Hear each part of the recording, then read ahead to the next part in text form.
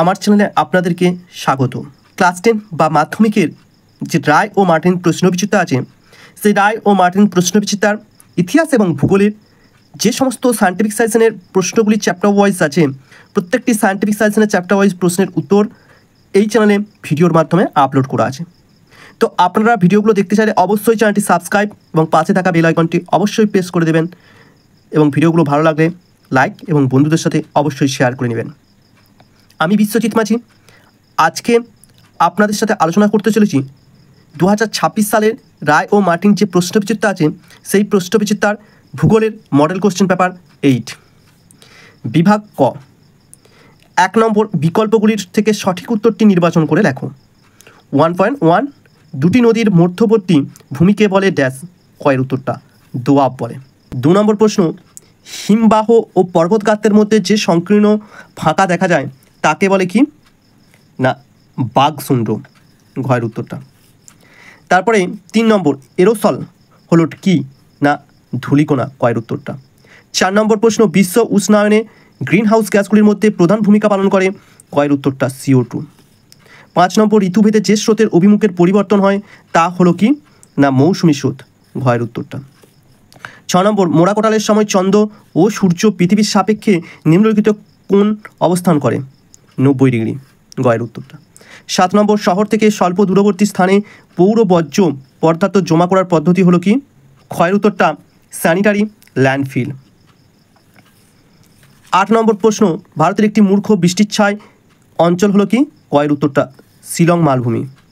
9 নম্বর, lynching বা ধৌত প্রক্রিয়া সৃষ্টি হয় ড্যাশ প্রক্রিয়ায়, ল্যাটারাইট মৃত্তিকায়। 10 নম্বর, ঠিক জোড়াটি নির্বাচন করো। এটি গয়ের উত্তরটি হবে আন্দামান নিকোবর দ্বীপপুঞ্জের চিরহরিত বৃক্ষ মেহগিনি। 11 নম্বর, বাণিজ্যিকভাবে ফল উৎপাদনকে বলে কি না কয়ের উত্তরটা পোমাম কালচার। 12 নম্বর, অনুসারী শিল্প বলা হয়, ক্ষয়ের উত্তরটা পেট্রোরাসায়ন শিল্পকে।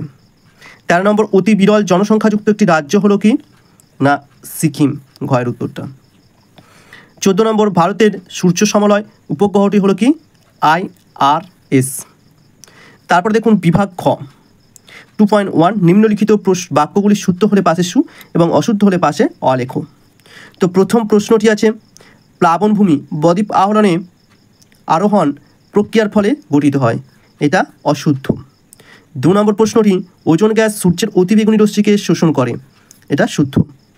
3 নম্বর, অমাবস্যা তিথিতে সিজিগি অবস্থানকে সংযোগ বলে, এটাও শুদ্ধ। 4 নম্বর, বর্জ্যের পুনঃব্যবহারে বর্জ্যের পরিমাণ কমে বা বর্জ্য সম্পদে পরিণত হতে পারে, এটাও শুদ্ধ। 5 নম্বর, পলিমাটির অপর নাম ভৃগুর, এটা অশুদ্ধ।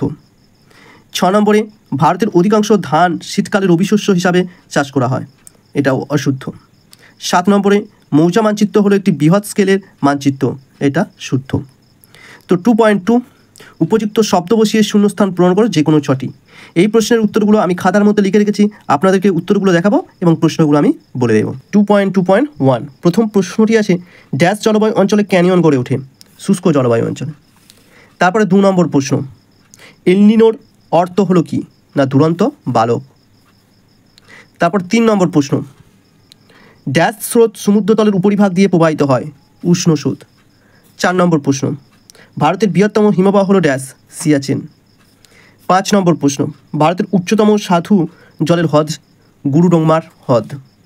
6 নম্বর প্রশ্ন, কাঁচামালের ওজনের প্রায় সমপরিমাণ ওজনের দ্রব্য উৎপাদিত হলে সেই কাঁচামালকে ড্যাশ কাঁচামাল বলে, বিশুদ্ধ কাঁচামাল বলে।